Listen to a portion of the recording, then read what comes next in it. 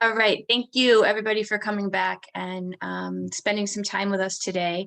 I'm Hennessy Lustica. I'm the Community Schools Mental Health Director out of Soda Central School District. And today, along with Margie Tabor and Brian Pitt, we are going to be spending some time talking to you about school safety, mental health, and MTSS. But I wanted to give Margie and Brian a chance to introduce themselves before we begin. Good morning. I'm Brian Pitt, the School Resources Officer for North Rose-Wolcott School District, part of the Wayne County Sheriff's Office. I've been involved with the Sheriff's Office for a while, since 2009, and been in the schools for about 3 years now. And good morning again. I'm Margie Tabor. I'm the Community Schools Coordinator for Behavioral Health. I'm with the Wayne County Department of Mental Health, Wayne Behavioral Health Network. I work with Hennessy on the mental health demonstration grant, and glad to be here. Cool. So we just want to remind everybody of the ARCH model and that we are always working under the ARCH model. The work that we're going to talk about today really centers around this center. I don't know if you can see my clicker when I move it, but this centerpiece around collaboration and the work that we're doing we would not be able to do if we weren't collaborating with the districts and Wayne Behavioral Health and Family Counseling with Finger Lakes and Wayne County Sheriff's Office and everybody that's involved in this project. So today's agenda, we're going to give you a little quick overview of some of our collaborative projects. There's 3 grants that I'm working on specifically, and all of that work kind of comes together with this. We're going to talk a lot about school safety. We're lucky to have Brian with us. He's going to talk a lot about the role of the SRO on MTSS and how you can help to incorporate the SRO into your MTSS plans. We're going to talk a little bit about threat assessments and risk assessments, SRO training, and then end with a program that we're hoping to roll out called the Handle with Care program. We definitely are trying to make this presentation a little bit interactive. So we're going to ask that you have your phones. We're going to have you do some things on your phones, and it will be open to questions throughout the whole thing. So if you want to come off mute and ask a question, you can do that. And Margie is manning the chat. So if you have questions, put those in the chat. So just a little overview of these 3 projects. So the mental health demonstration project, Margie and I work on this together. We partner with 5 colleges around our area, and we bring in mental health interns. We have 19 school buildings that are lucky enough to have some of these interns across 6 districts. And this partnership has really grown over the last year. We started partnering with SUNY Brockport, and it has expanded to include the University of Rochester and Medaille, Roberts, Keuka, and Nazareth. It's definitely turning into kind of the hot internship program in our region. We have wait lists of students now that are hoping to join us next year. The purpose of this program is to train our school-based mental health providers, and a lot of the training that Margie and I do focus around collaboration and around really building networks across these districts. The second, we talked about this a little bit earlier with Jay, but the Healing Little Hearts project. Again, SOTUS is the lead on this, and we're partnering with the Wayne County Sheriff's Office and Family Counseling with Finger Lakes and the Child Advocacy Center.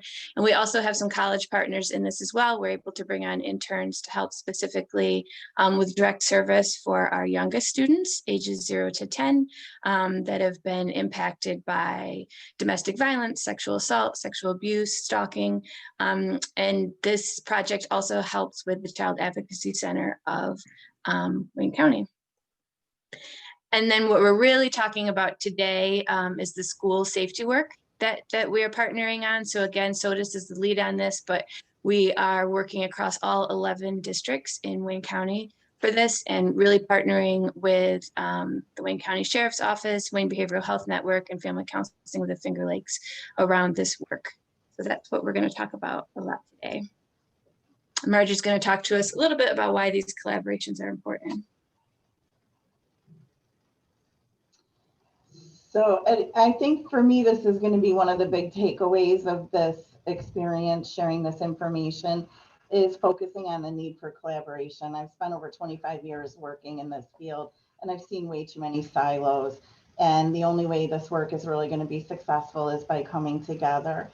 And so a lot of this work that Hennessy and I are working on, and keeping in mind the collaboration arch that Jay showed in the beginning, is we're looking at, in referencing school safety, the need to not only have law enforcement at the table, but to also have our mental health providers at the table, our schools and the community to come together to support this as a whole.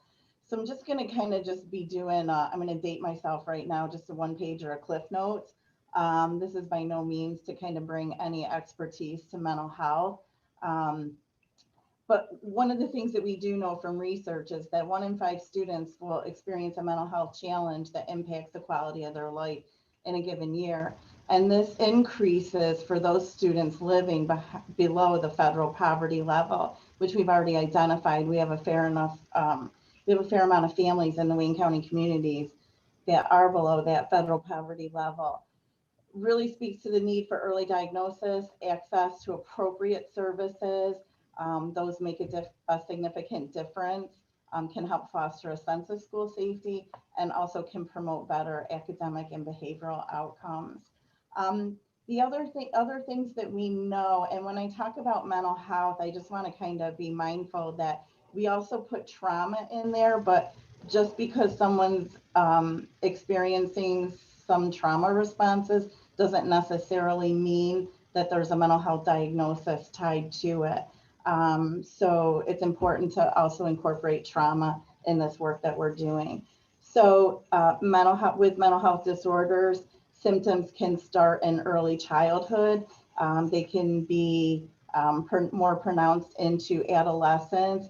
And a lot of times what we find is a diagnosis doesn't necessarily occur into young adult years or adulthood. So all of those years, those formative years in education, are when the symptoms may be emerging.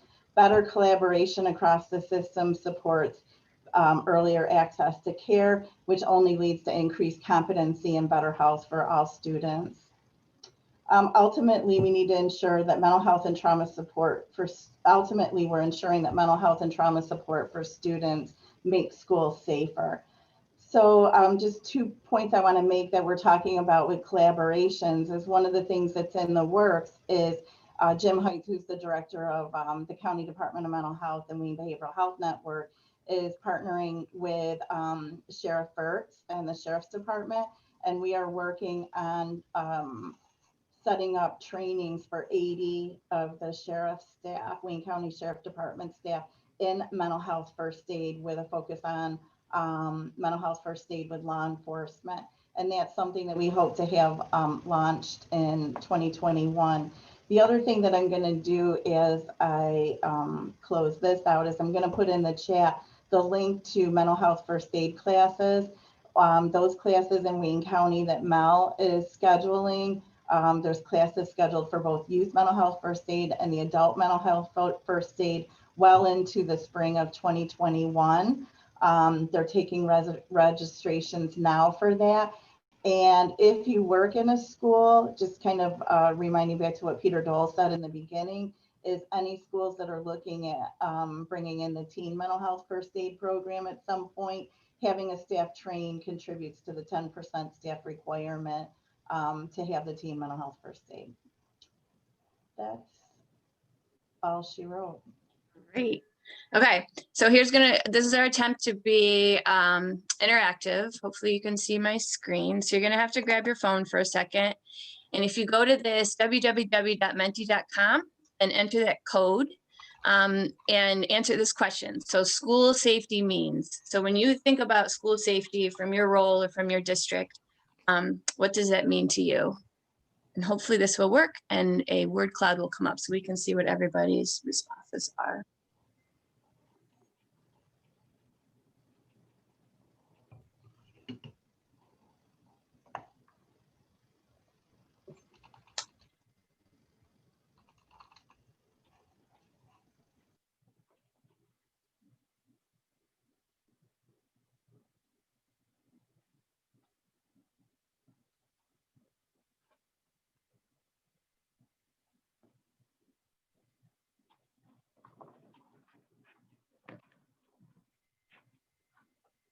There we go, it's working.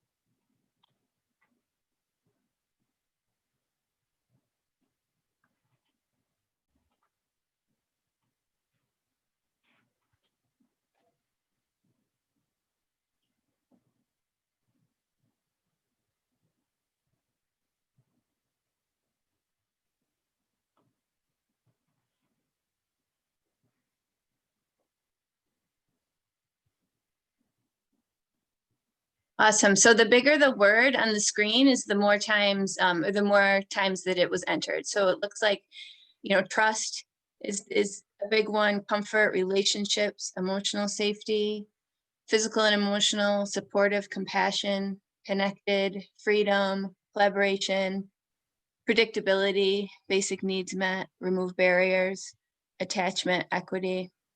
Awesome.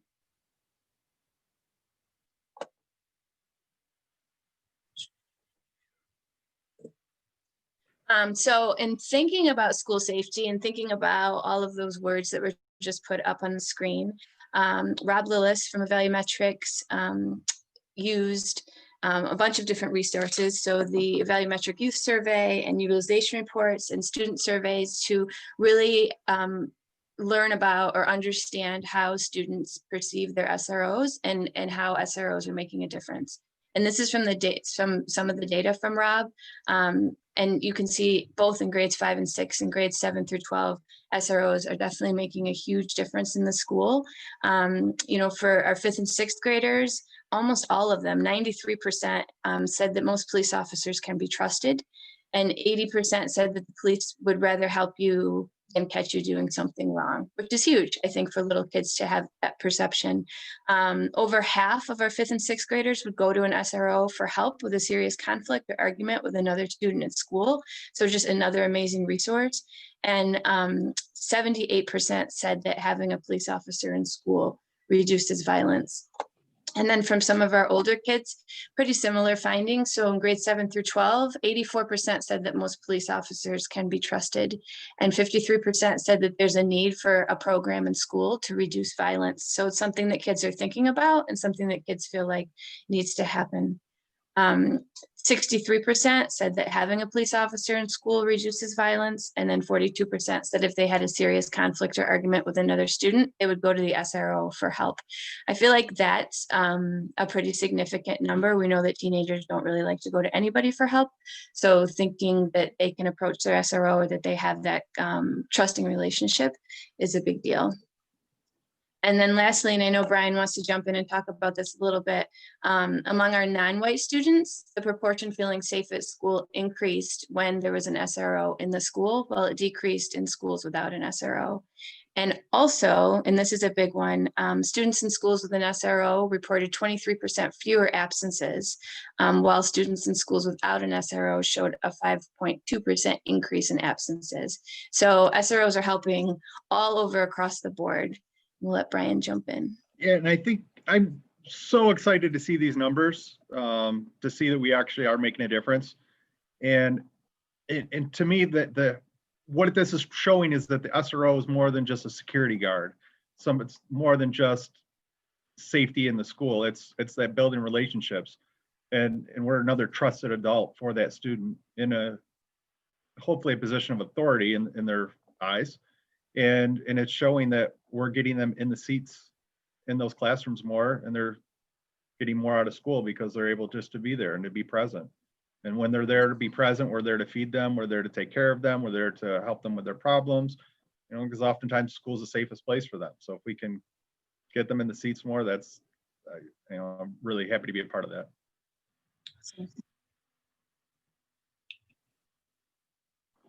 So Rob also looked at the utilization reports of SROs. So how are they spending their time?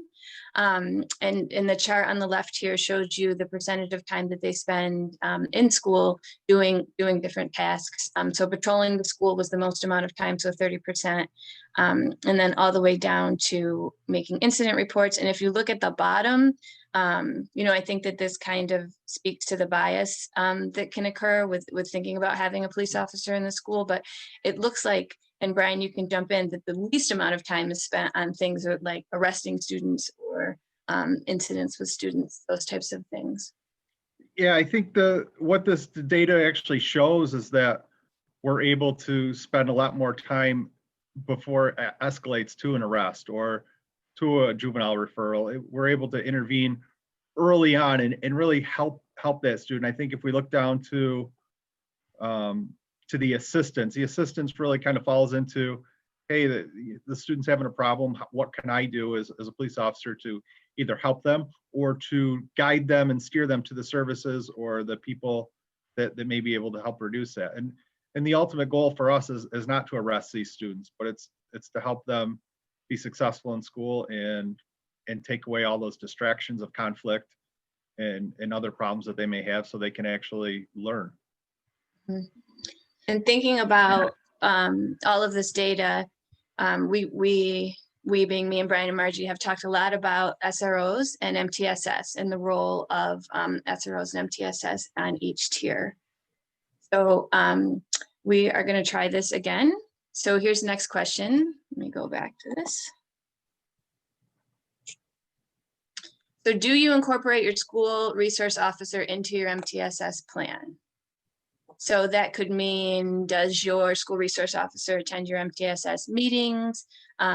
Is when you look at your tiered services or tiered interventions, does your MTSS school resource officer, is that somebody that you would think about helping with interventions at either tier 1, tier 2, or tier 3?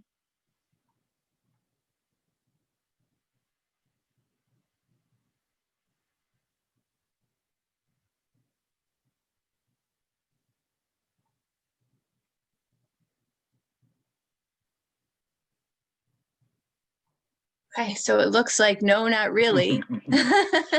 seems to have the most popularity. So it's good. It's good that we're talking about this. So the SRO should definitely be integral to your MTSS plan. And Brian's going to walk us through what that might look like at each tier. Yeah, unfortunately, that response doesn't surprise me.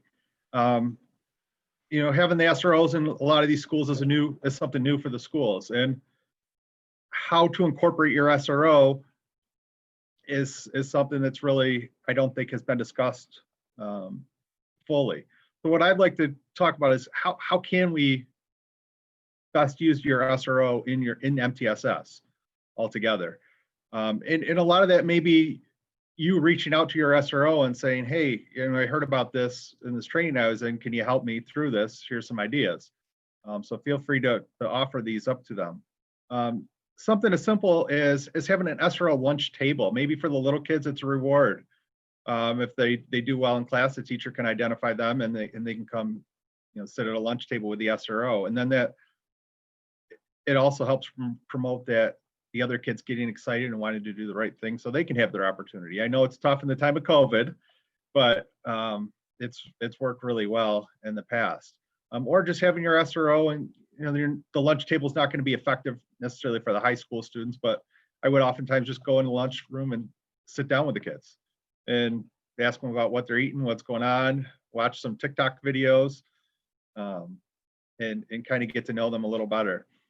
And then the other thing is the participation in all the challenges. There's always challenges going on in terms of different events.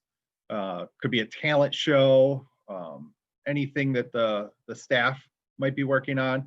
Sometimes I'll go into the phys ed classes and actually race them if we're doing back and forth or shuttle races or basketball. We'll try. I'm not very good, but they always like beating me. And then don't be afraid to have your SRO pop into classes. So I've oftentimes gone into physics class or math class and showed how you can use those formulas in accident reconstruction. So now how is it practical in what we're doing? I played marbles with the science class with physics when we were working on trajectory.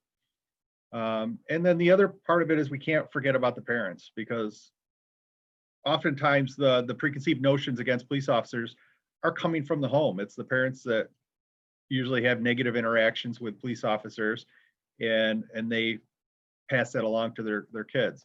So if you have the SRO present at events, it could be we have the open house all the time, art shows, any music events, concerts, things like that. It's a chance for the SRO to have a really positive interaction with the families, and to show that they're not just the mean police officer, but they're there to help. And oftentimes what's been surprising to the parents, based on my experiences, for the parents to see the positive interaction that the kids have and the positive reaction that they have when they see the SRO. Oftentimes it catches them off guard. They're not expecting their young child to come up and want to give the SRO a hug or a high five. So in the tier 2 interventions, really important that I think your SRO should participate in all these tier 2 meetings, because these are kids that we're starting to identify as needing those extra supports. And your SRO might be the person that has the best relationship with them, because oftentimes in tier 2, their discipline, may be a concern, and that SRO has most likely been involved with discipline in the past with that student. So they may have the relationship to be able to approach that student and say, hey, what's going on? Why aren't you coming to school? Why aren't you doing your work? It's just that extra trusted adult that student may have. You can also utilize your SRO for community circles. So I can tell you all of the SROs have been through training at BOCES, where we're taught community circles. I can't say that they've been using them on a regular basis, but everybody's been exposed to it.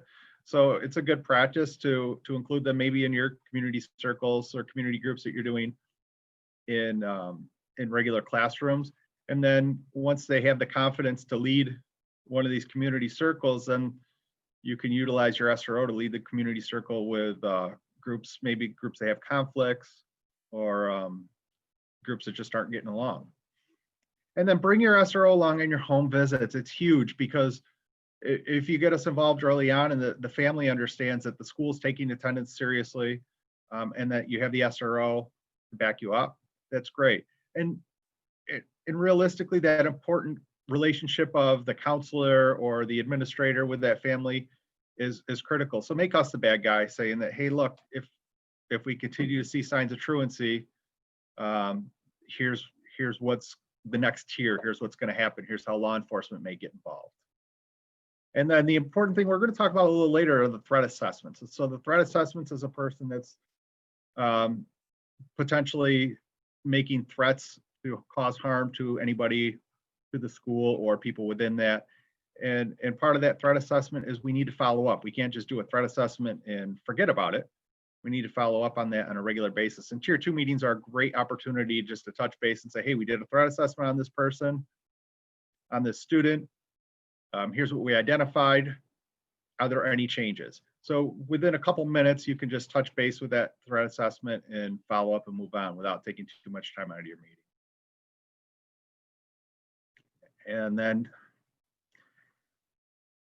in tier 3, you definitely need your SRO involved on all these home visits, because if attendance is one of the big issues, then we have to start doing the reports if we're going to take it to the next level involving family court. But then also having the SRO with your home visits gains that trust and garners a good relationship, hopefully, with the SRO and the parents, because oftentimes now when they come in for hearings or any other meetings regarding their student, the SRO, if they're part of it, hopefully has that relationship and is there to help kind of keep the calm. But then also don't forget about the positives. So we want to have your SRO just have fun. Oftentimes I've been used as a reward, and that reward is, okay, so they have good grades, they've had good behavior, maybe they've been in attendance of class and haven't walked out in a while. So now that SRO is going to be a fun time. I've taken the kids to the fitness center and we hit a punching bag, we kick a soccer ball around, do something like that. Or sometimes they just come in and we'll watch some YouTube videos on something that they really enjoy, and it's a good reward for them. And then on students that I've had that are really explosive in class, I will go take them out of the class just for a quick 5-minute break if I've been doing really well. If they've stayed in class for 15, 20 minutes without being disruptive, get them out, get them a quick break before they cause a problem. And that also allows us to practice, re-entering the classroom in a non-disruptive manner. So I'll have that discussion with them. Okay, now we're going to go back in class. Here's what it's going to look like.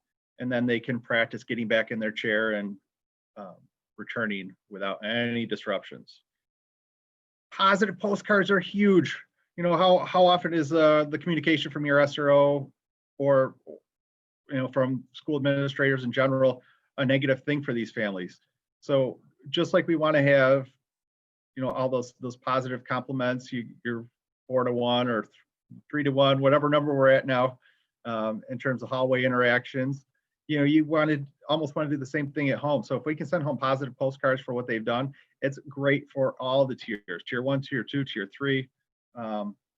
Any opportunity that we can have to have that positive communication is going to be huge in building that relationship.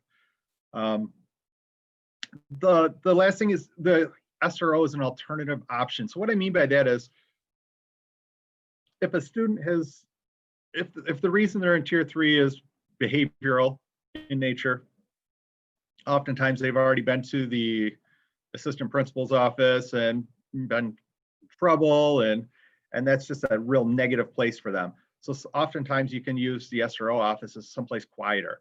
So they're not going to have that audience to be disruptive and to try and get the attention that they want. And it could just kind of help de-escalate and also then allow the SRO to intervene. So oftentimes what I would do is take that student who's been disruptive, we'll go to my office, we'll have a conversation and say, hey, look, you messed up. Here's what I think is going to happen. And then at that point, call the administrator down to my office. And so we're setting up a little softer interaction so that student knows what to expect. So now when the administrator comes in and I know what they're going to say for the most part, it's not a surprise to the student and they don't automatically just get really defensive. Okay, so I can see the chat's lighting up. I can't see what it says, but we wanted to give you an opportunity to, Margie can look at the chat or to come off of mute and ask Brian any questions you have about incorporating your SRO into MTSS or any ideas you might have too. Brian, this is Lori from Newark. I'm wondering if there's any sort of mentoring program between SROs. Listening to the work that you're doing is amazing, and I would love to get our program up to that level. Wondering if there's the ability for SROs to communicate with, like, what is that? Is there a system of support there within the SROs? I guess is my question. Yes, there definitely is a system of support within the SROs. We actually utilize Jay quite a bit to come in and meet with us and do ongoing trainings. I think our biggest hurdle has been the SRO has their expectations and the school has their expectations, but they're almost afraid to interact and talk to each other and ask, hey, you know, can you do this for me? So they're just standing there kind of staring at each other, waiting for somebody to make the first move. And that's more of what I want to put this out there for, is if you just ask your SRO to get involved, maybe it's that fear of they don't know who to go to or who to ask, or they don't want to step on toes. In terms of our training, we do get together quite a bit. And I've most recently shared trainings that they're able to do for classes such as good touch, bad touch, stranger danger for the little kids. There's internet safety for all different grade levels, drug trends, things that parents could expect to see. So for parents as well, and there's a lot of different stuff that's been put out now to the SROs for them to be able to teach and present. And it's we're hopefully gaining consistency amongst all SROs. The unfortunate thing is the state level training that we go to for the SRO certification is it's really the basics. It's still a week-long program, and they talk about all the legalities and things like that. But I really am interested in fostering, okay, what more can we do and what more can we add?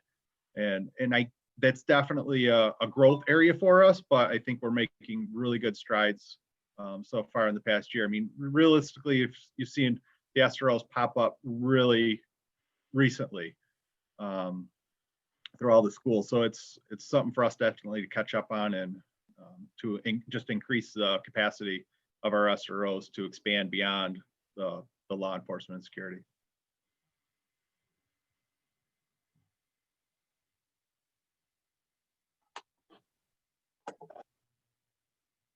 Any other questions that anybody has? Or Margie, did it say anything? Were there any questions in the chat? No, Okay. no questions in the chat. They just want the PowerPoint presentation, Oh, you which can I have made it. an official decision and said yes. Great. You can have whatever you want. I have a question, Mick from Gananda. Officer Pitt, I'm just wondering how your role has changed during the COVID times here. Our role as an SRO has changed greatly, especially with hybrid and a lot of times school being just kind of checked out for a week and being put totally online. It's a challenge. It's a challenge for us. And what we're doing is promoting more home visits and welfare checks and even positive visits, just going out and collaborating with the school staff. So it's not just a police officer showing up, it's a police officer and a counselor, police officer and an administrator showing up just to check on those students, especially those that aren't checking in online. The officers have also been encouraged to get on the roll for all the Google Classrooms for the students. So then that way they can check in, they can just pop into a class and see what's going on and then be available. I know each district is handling it a little differently in terms of the role of the SRO during COVID, but there's a lot of different options out there for us. All the students should have a contact for their SRO as to a phone or email where they can reach out and make contact with the SRO if they're having problems, not necessarily even at school, but also at home. But that's one of the biggest challenges is it's that face-to-face interaction that we've really seen growth. The unfortunate thing is we've seen, since we've put SROs in school, we've seen an increase in the reports of sexual abuse and sexual misconduct and things happening at home. And I don't think that it's because there was an actual increase of that. It's just because the SRO was in the building and became a trusted adult, and it was easier for these students to approach and come out that that's been happening. So, while it's unfortunate to see the huge increase, it just shows me that the SROs are out there developing those relationships, and it's a challenge in these COVID times to continue to foster that. So hopefully, like Jay says, we can just get a vaccine and we'll get that crazy bald guy out there to chase everybody down. Thank you. Thank you. Okay, so shifting a little bit to the school safety work, and this actually ties into some questions that Lori was asking as well. So there's really 4 tenets of the work that Margie and Brian and I are involved in. The 4 tenets are threat assessment, risk assessment, SRO training, and the Handle with Care program. So this is going to be our last little mentee, not because I don't love it, but because you can only have 3 slides for free. So can answer this question. So risk assessment and threat assessment are interchangeable terms.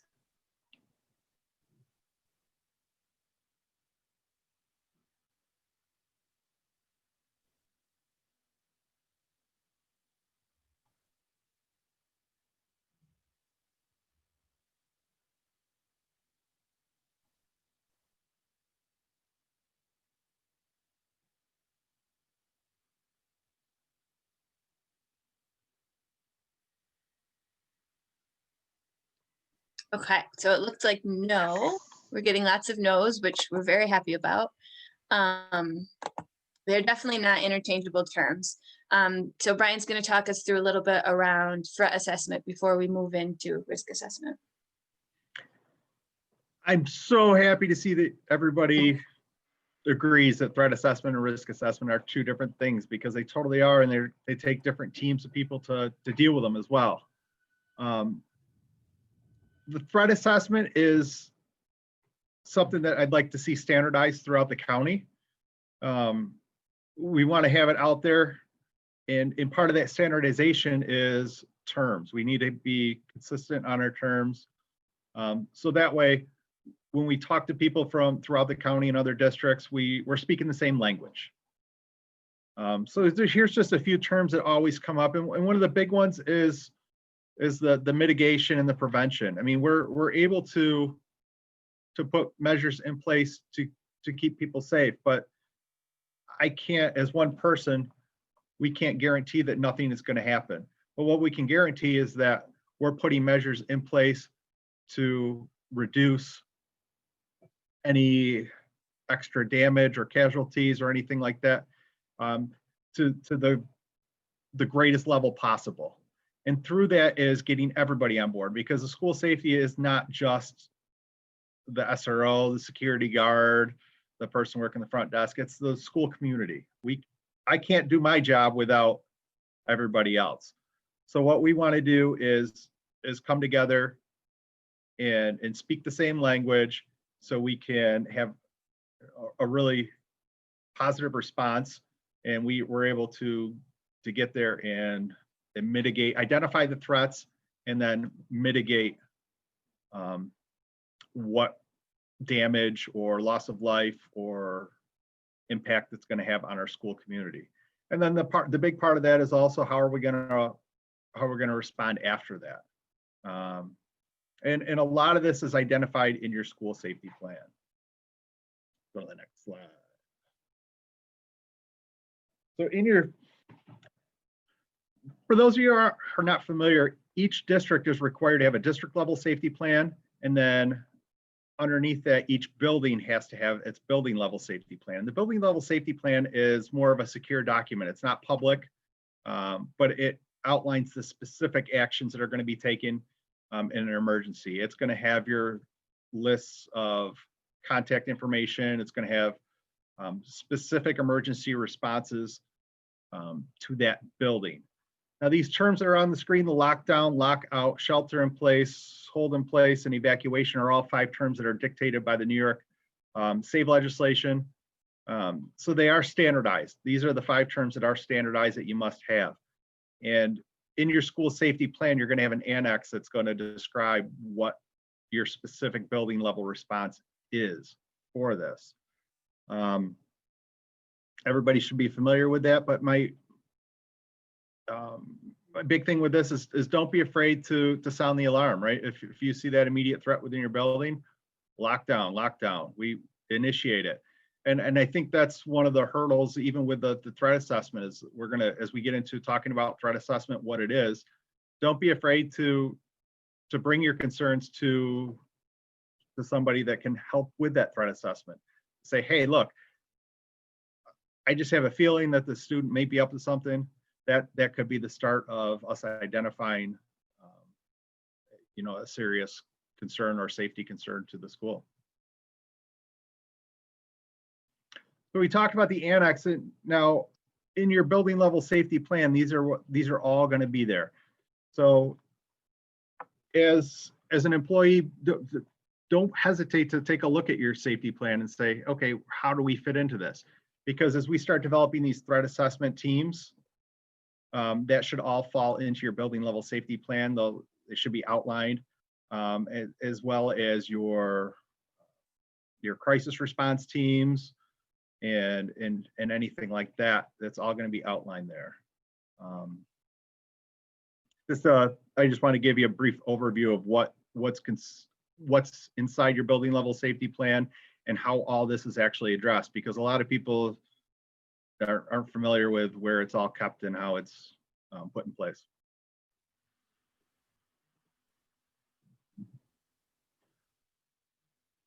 So through the standardization, my goal would be to have a multi-tiered team, and these teams really need to be all inclusive. We want to have counselors, we want to have teachers, we want to have people from all different viewpoints. And I want to have 3 different level teams. We're looking at a building level team. So if you come up with a student that has maybe a GoGuardian or some Google alarm that goes off, and we say, hey, this student might be a threat, we need to be able to get that team together right away within your building level and identify, is there an immediate threat, something that we need to take care of right now? And then also now have district level team and county level team, so we can move it up, very similar to the court system. Now, when we're doing a threat assessment, the most critical thing is least intrusive. We're not looking to call that student in and ask lots of questions. What can we do that's least intrusive? So is that looking at their Google history, looking at their grades, talking to a teacher, looking at their Facebook profile, their TikTok, whatever they might have. What can we do to get as much information as we can without being intrusive to that student until we need to be? So we set up everything around that student. And then in a threat assessment, what we're doing is setting up also tripwires. And I call them tripwires because we're setting out those alarms that say, okay, this is a student of concern. We want to keep an eye on them. And if something changes, please let us know. So that tripwire could be the teacher. It could be somebody that they sit with at lunch. And you could just say, hey, if we see a change, let us know what's going on. I think too, something that's really important is this last point. So this critical incident debrief team, whatever you want to call your debrief team, but to talk about it, to talk about, right, this is the counselor and me coming out, but to talk about what the process was like for you, and to talk about, you know, how it feels to be talking about kids that might be a threat, and what, you know, how well the team functioned and what else you need to do. So I think that that's a really important part of this whole threat assessment team and part of the work that we're going to be doing moving forward. And I think with that, right now, even the schools that don't necessarily have a formal threat assessment team would most likely have the critical incident debrief team, because we've used those quite often in like a student death or a tragic event in the community. Those critical incident debrief teams come together to help support the students and to answer those questions. So we already have that. We're practicing that. Mm-hmm. And the threat assessment teams is just going to build off of that. Okay, so we're going to pivot a little to the second of the 4 tenets. So this is our risk assessment work. And so risk assessment would be a student that is expressing harm to themselves or other. So sometimes they're called lethality assessments, depending on what district you're in. And just some key terms around that you know, your mental health staff are the ones that are going to be doing the risk assessments. So you really look for protective factors and risk factors for the kid. What do they have around them that's going well that would mitigate any chance of hurting oneself, and what kind of risk factors do they have? And that can take into consideration lots of different things. It doesn't just have to be risk factors for the specific student, but it could be risk factors based on the kids that they hang out with, or is there a history of mental health you know, diagnoses in their family? Have they experienced some sort of trauma? Are they living in poverty? Like all of those things that we know to be risk factors. A suicidal ideation, this is when thinking about, considering, or planning suicide. When we have a student that comes to us and they express some sort of suicidal ideation, there is a list of questions that we ask as counselors that we're trained to ask. So is there a plan? Is there intent? If that plan, you know, if they have a plan to take pills, do they have access to those pills? So all of those things kind of go in there. Clinical judgment, this one is really important for me.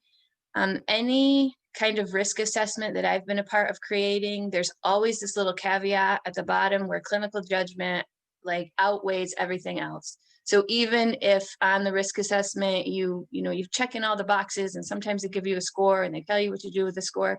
If you think as the person that's working with this kid and the person that knows this kid the most that they're not safe, then it doesn't matter what score they get on their risk assessment. And I think that that's a really important part of that your clinical judgment always outweighs that.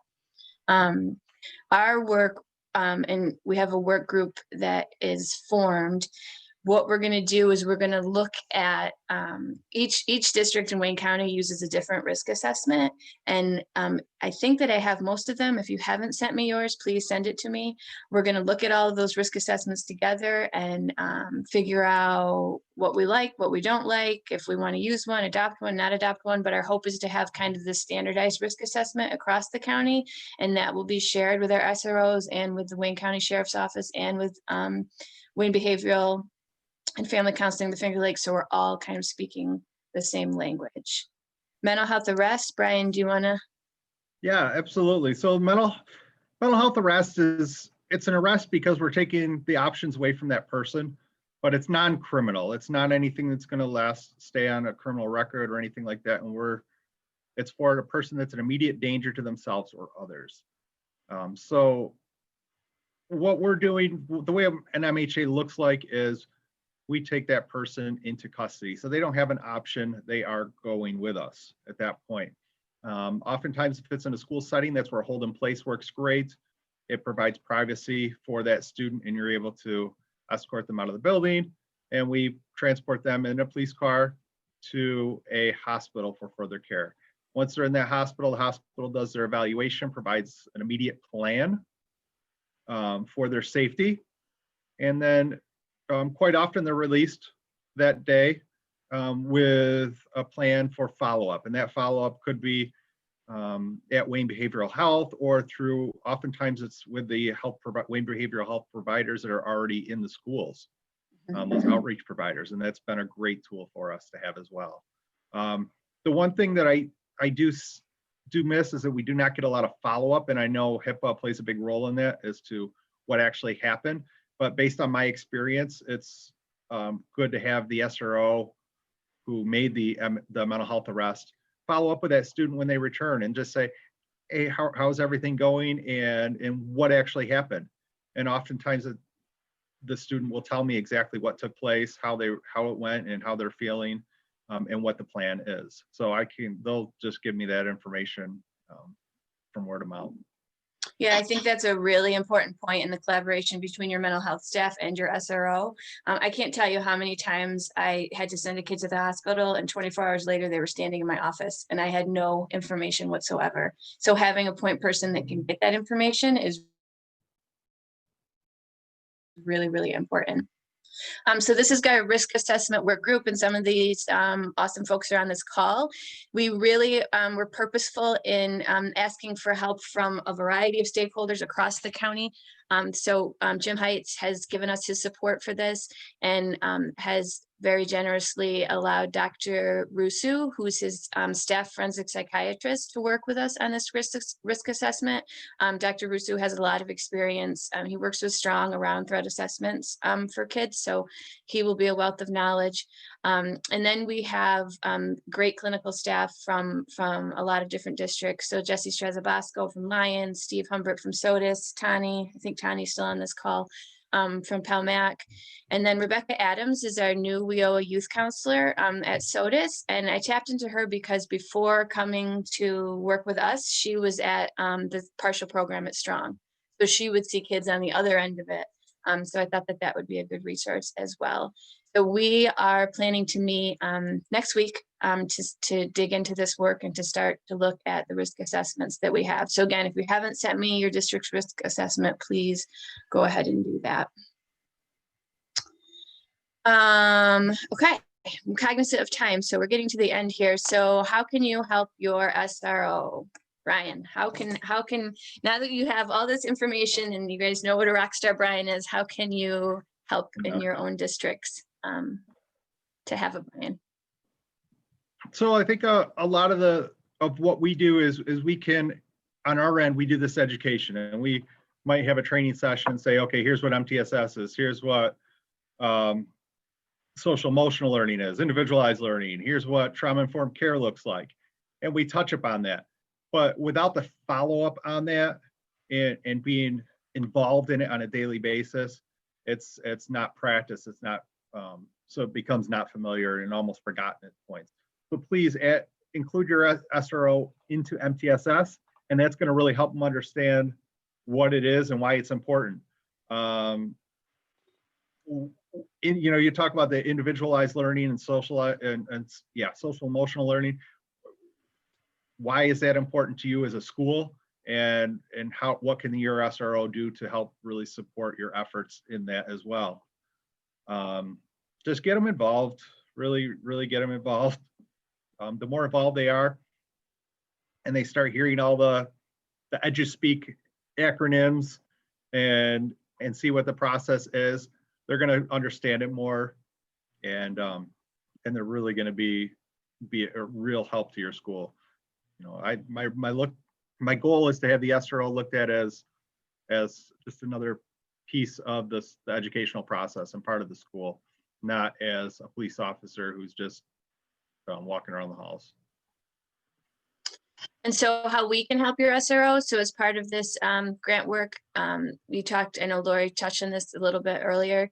So some trainings that we're going to schedule, we're going to start to roll these out in March, and we're partnering with a bunch of folks to help with these trainings. So Kristen DeFeo is going to help with MTSS and SEL, and we're going to talk more about the role of the mental health providers and restorative, little overview and restorative practices.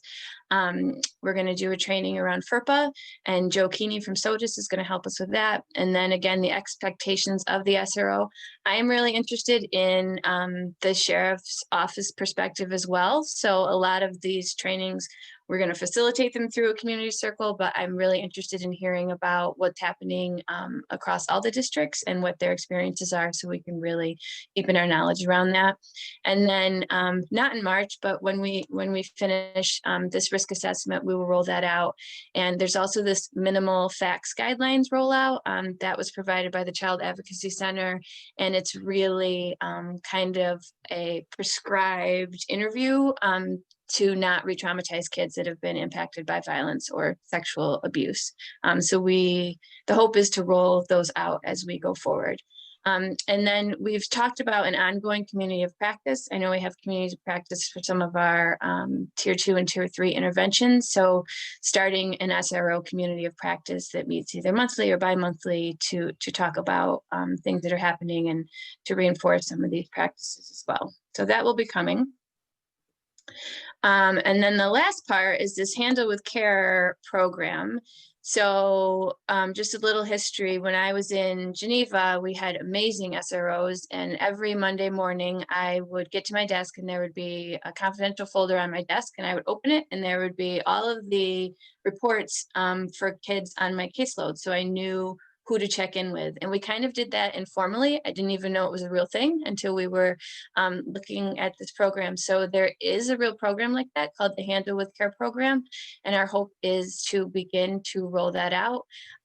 There's some work that Brian's doing on the part of the sheriff's office to help with that communication. I don't know if I'll say this right, between the road patrol and the SROs. Yes. And, so the hope is that the SROs would be able to come to whoever the district designates as the person to get that information with stuff that's happening in the community around kids. And then there would be, certain procedures put in place to really wrap around that kid and check on them and make sure that they're okay. Down here at this bottom, the Handle with Care program really uses this juvenile assessment center. We don't have a juvenile assessment center, but when you look at the definition, so contact for holistic screening, assessment, referral, all of those things, it really reminded us of community schools. So our MTSS, our Child Advocacy Center, the partnerships that we have with our mental health agencies, a partnership that we have with the Sheriff's Office. So all of this kind of Handle with Care program work and interventions can be wrapped around by community schools. Tennessee, I just want to Yeah. share one thing back on that. For the school districts that don't have SROs in them, we're also looking at ways to get that Handle with Care type information to those schools. So that's being addressed as well. And I just want to throw out there as well for assessments that our open access center here at Wayne Behavioral Health also sees children as young as 5. And that's you could just call and get an appointment, and they're seeing people daily from 9 to 4. All right, and then we're just going to end with the same kind of visual that Jay showed at the beginning. So really looking at this collaboration piece around our community schools model. And again, we can't do this work in silos, and we couldn't do it without Brian, and we couldn't do it without Margie and everybody that's involved in that. So we're thankful that you're all here, and we're thankful that we're able to kind of move this forward.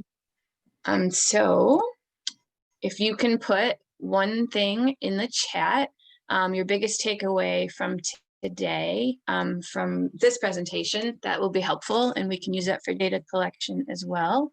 I think Lori is going to put this thing down here back in there, and then Jay has asked that I put everybody in a breakout room and to talk about what supports you need. So whoever's in your breakout room, designate one person to send Jay an email saying what supports you need as we move forward.